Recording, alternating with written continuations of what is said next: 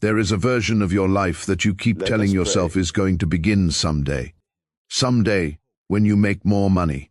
Someday, when you finally get that promotion. Someday, when the right person The comes heavens along. have turned their face away. Someday, when the debt is gone. Someday, when the children are older.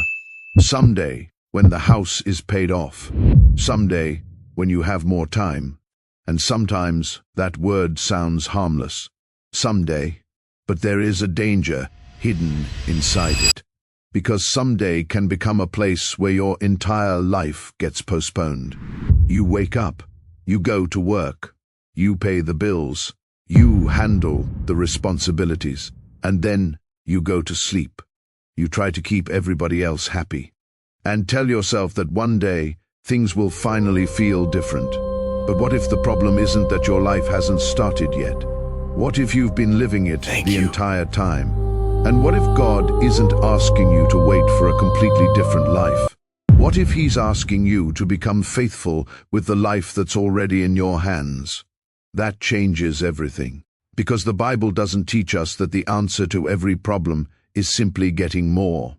More money, more possessions, more attention, more status, more control. Again and again, Scripture brings us back to something deeper. Contentment, wisdom, faithfulness, stewardship. Proverbs says to trust in the Lord with all your heart and not to lean entirely on your own understanding. And the courage to make good decisions with what we have today. That's difficult for modern people. We want the 5-year plan because we like understanding. We want the guaranteed outcome. We want to know exactly how the story ends before we take the first step. Sometimes it gives you enough light for the next step. But faith doesn't always give you the ending first. And that brings us to one of the biggest decisions people make every day: money. We spend years thinking that the answer to financial pressure is simply earning more. Of course it does. And sometimes earning more does matter. A person who is struggling to meet basic needs cannot solve that problem by pretending money doesn't matter. But the Bible also asks us to examine what we do with what comes through our hands. Because money has a strange ability to disappear without announcing itself. A subscription here, a purchase there, a little convenience, a little entertainment, a little reward because you've had a difficult week. And none of those individual decisions feels catastrophic. That's what makes them dangerous.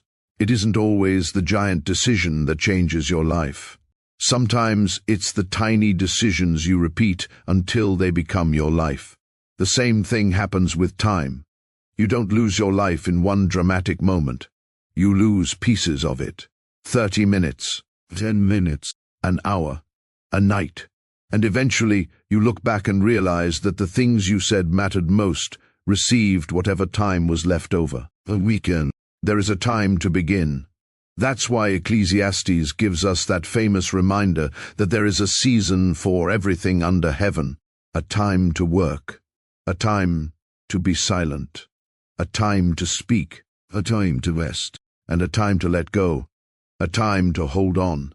The question isn't whether you have enough time. What if your calendar is telling the truth about your priorities? Think about that for a moment. The question is what you are doing with the hours you've been given. You have the same 24 hours that everyone else receives, not your intentions, because we can say family matters, your calendar, faith matters, our health matters,